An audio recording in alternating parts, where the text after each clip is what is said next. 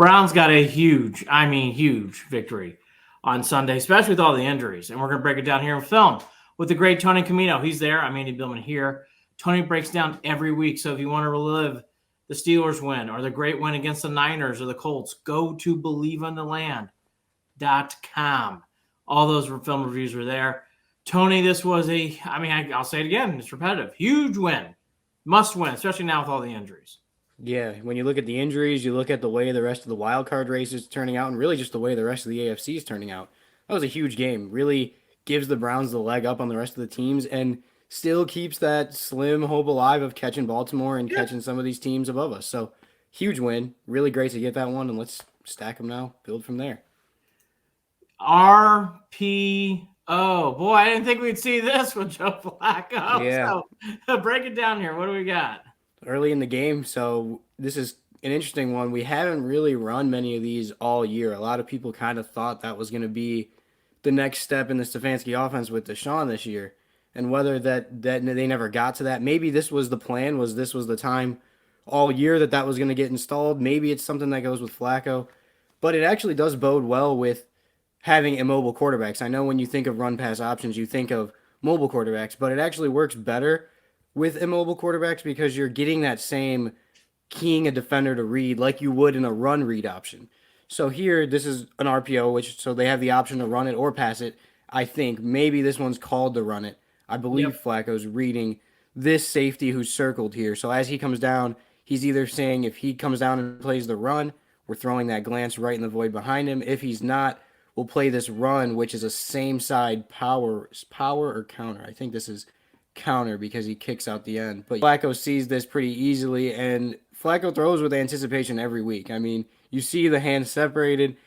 Tillman there is running the glance. He's not going to catch this ball until like near the hashes at the 45, and this is where Flacco's deciding to throw the ball from. So just great anticipation. This ball is on time, on target, right decision, right read, and it's just a great play design and a great execution, and hopefully something that becomes more of a mainstay in the Browns offense going forward is just using the RPO to manipulate defenders and create the numbers advantage that you're looking for.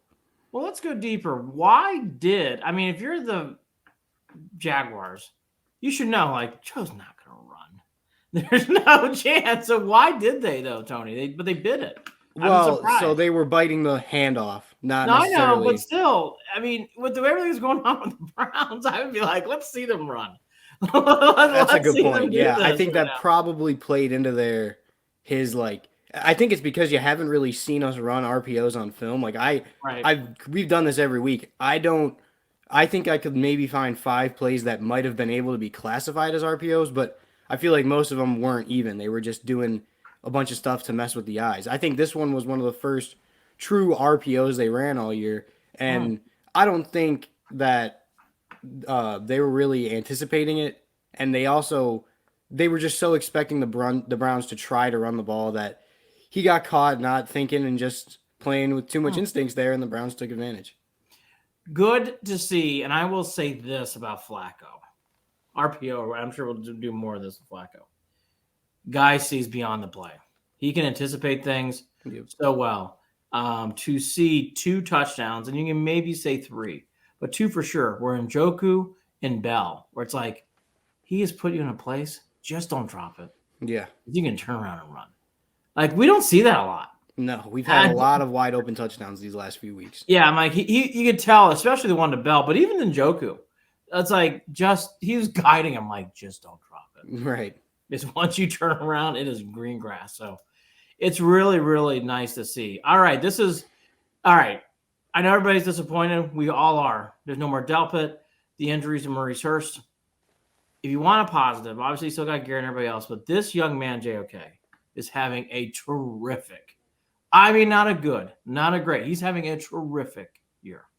Yeah, he's really the archetype of a linebacker that allows the Jim Schwartz scheme to exist because he asks so much on his defensive linemen to get upfield, that leaves a lot of voids on that second level. So you need very fast, very athletic linebackers to make plays and cover the run when your D linemen get out leveraged, and JOK does it tremendously. And right here, Jags are running a counter play So the backside guard is going to pull around and kick out Myles Garrett, and then all these other blockers are going to pin down. And that seems all good. That's, good plan.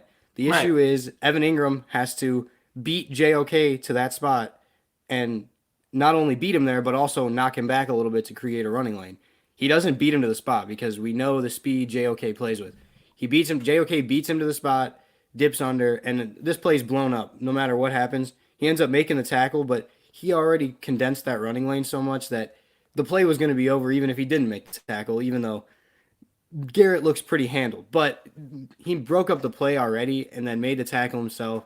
And it's just another one of those plays with Myles or JOK where his speed on the field just really sticks out. And he's so quick, so strong, just a perfect combination of all the things you need in the Jim Schwartz defense. And he's had a tremendous year and another tremendous game from him. Yeah, I'll go deeper. I'm a huge Notre Dame fan, and I watched a lot of JOK in college. This is what the guy does. He has a nose for the football. And what I mean by that is he knows how to get in certain spots that he can cause trouble and havoc.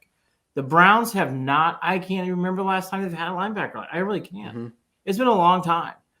You saw this not COVID year, but you saw this a little bit at times with him in 2021.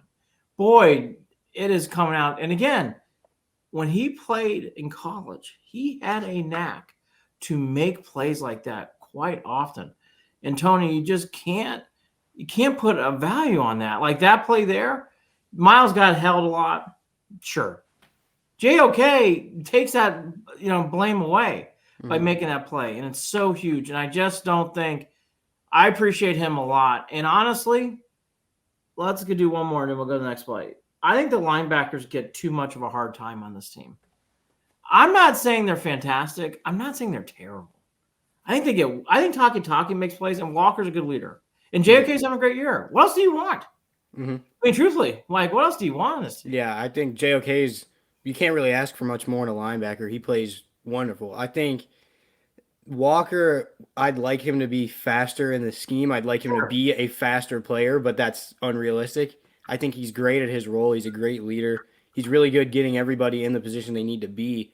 And same with Taki. I think they're not perfect by any means, but JOK is a great top player in that one when it comes to the speed we need and the strength and the physicality. But Anthony Walker is really such the quarterback of that defense and just getting everyone aligned where luckily the way that this roster is constructed and the scheme goes, they don't need the linebackers to do a whole lot, but they just need them to be able to flow to those outside run plays when the D-line gets super upfield and get everybody else on the same page. And between JOK and Walker, they seem to be enough of capabilities of handling those two, and I have no complaints about the linebackers. Yeah, I just think sometimes it's an excuse that people go to, and it's like, boy, if you really watch it, Taki's your good average linebacker. He's not great. He's fine.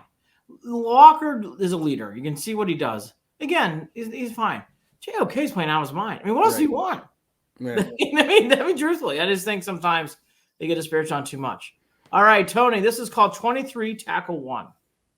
Yep. So Martin Emerson, another one of those stud young defenders who had a oh my God, day. He's wonderful. Yeah, we could have sat here and looked at either of those interceptions. We could have looked at the pass breakup, but this is kind of one where I feel like I didn't even really recall it in real time. Looking back at it, it's a really nice play. So 3rd down and 8 situation, Browns showing heavy pressure. 7 guys counted out at the line of scrimmage, and they end up bringing all 7 guys, which leaves just 4 in coverage. So when Lawrence takes the snap and sees 7 guys rushing, he knows quickly he's got to get it to his hot option. Right.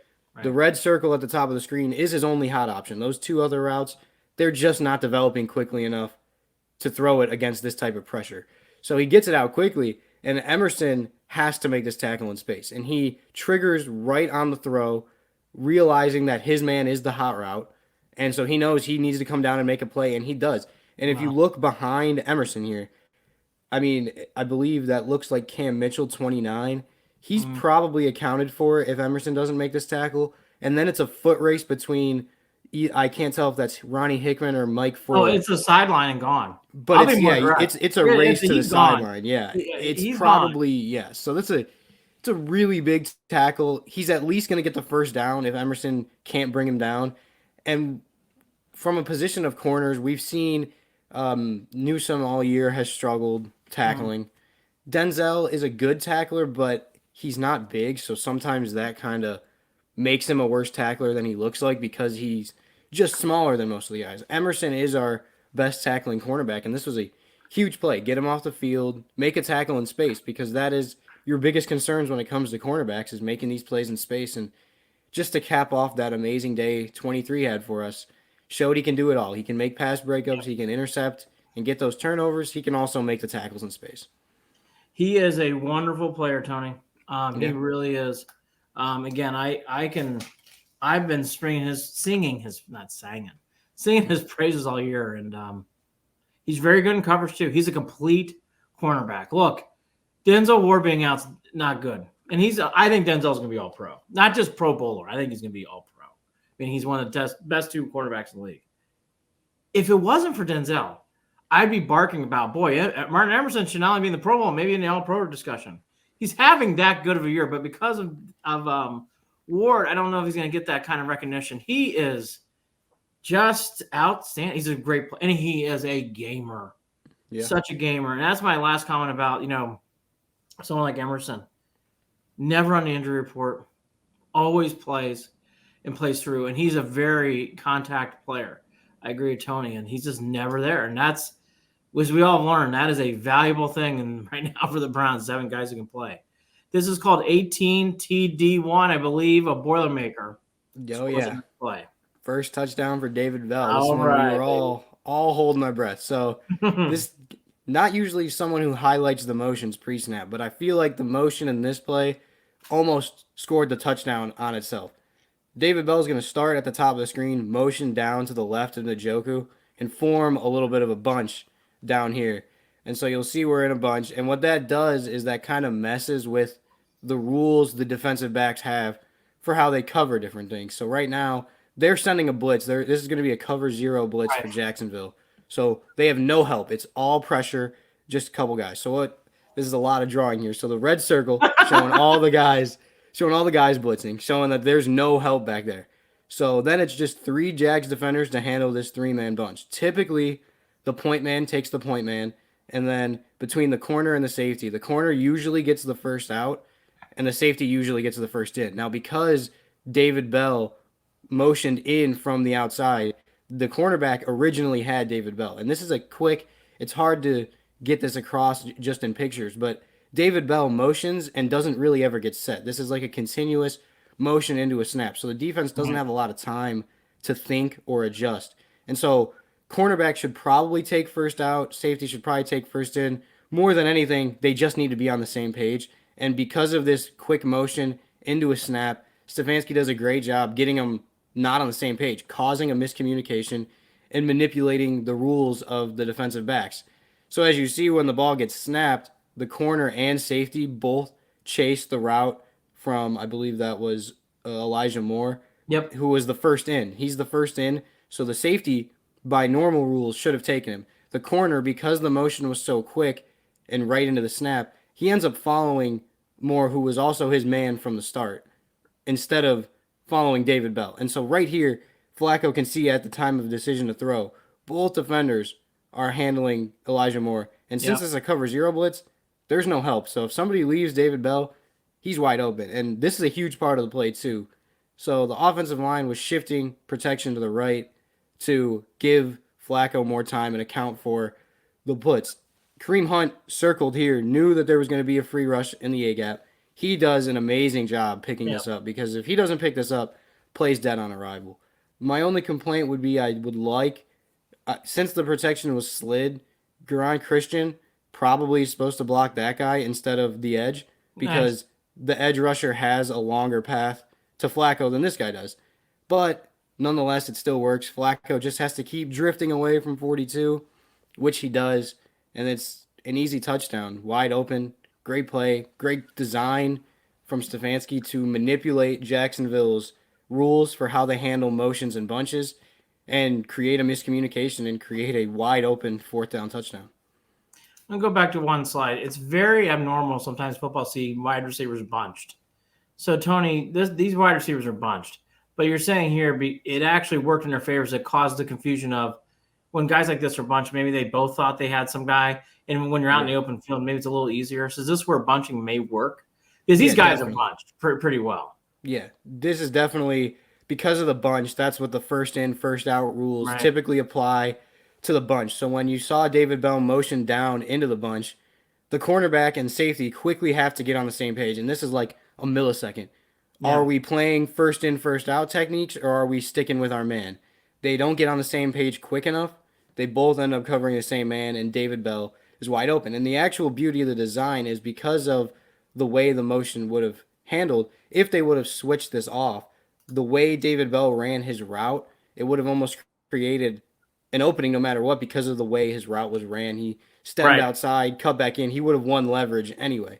But really just great by everybody. Great job from Kareem Hunt allowing the play to happen. Flacco drifting away from pressure, getting the ball out quick, and David Bell just catch the ball and run.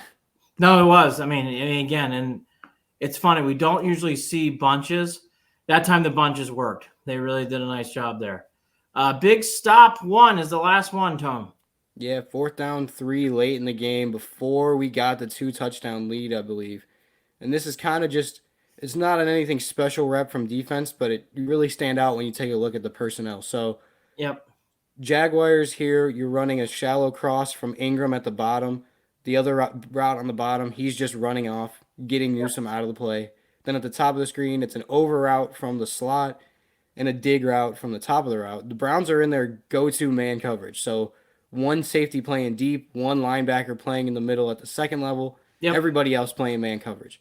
That dig route, usually, if they can get the time to throw it, always beats man coverage in this type of look. Browns do a great job covering at every level. As you see right away, this is circling everybody. Yeah. Emerson at the top, he's covered. The two between DeAnthony Bell and Walker, they're handling Ingram. JOK's got the running back. The runoff route is covered, and then you've still got your safety. So this is textbook coverage. If you could look at this and show guys how to play man coverage.